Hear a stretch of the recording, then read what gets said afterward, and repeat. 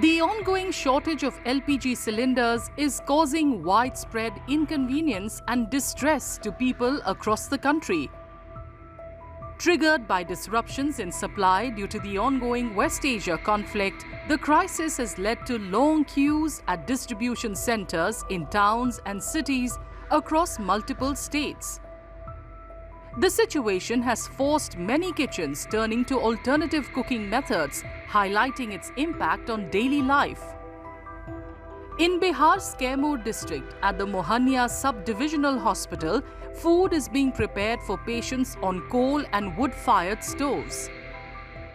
2-3 दिन से गैस जो है कमर्शियल गैस वो ख़त्म हो गया है, तो जिसके लिए एसडीएम साहब से बात हुई है और बहुत जल्द गैस मिल जाएगी। लेकिन पेशेंट को जो भोजन दिया जाता है तो वो देना ज़रूरी है, उसको हम लोग बंद नहीं कर सकते हैं। तो वैकल्पिक व्यवस्था के रूप में, तत्कालिक व्यवस्था के रूप में कल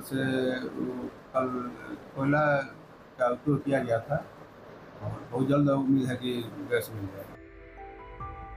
Similarly, in Punjab's Moga district, government schools providing midday meals to students have shifted to traditional wood-fired stoves to prepare meals.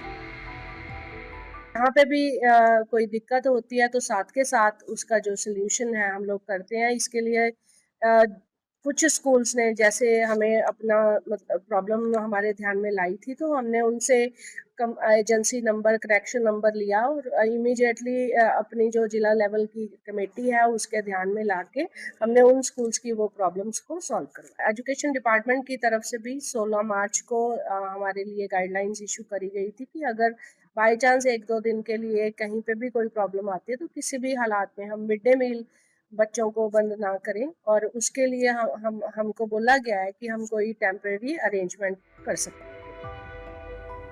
In Mangaluru, long queues of auto rickshaw drivers were seen on Monday outside fuel stations. Many drivers said the wait to refill their LPG cylinders was affecting their daily livelihoods.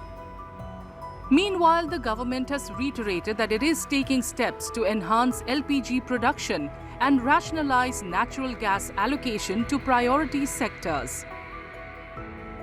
On Sunday, the Oil Ministry issued a statement saying that commercial LPG supply has been gradually restored to about 70% of pre-crisis levels, with priority given to hospitality, food services and key industries.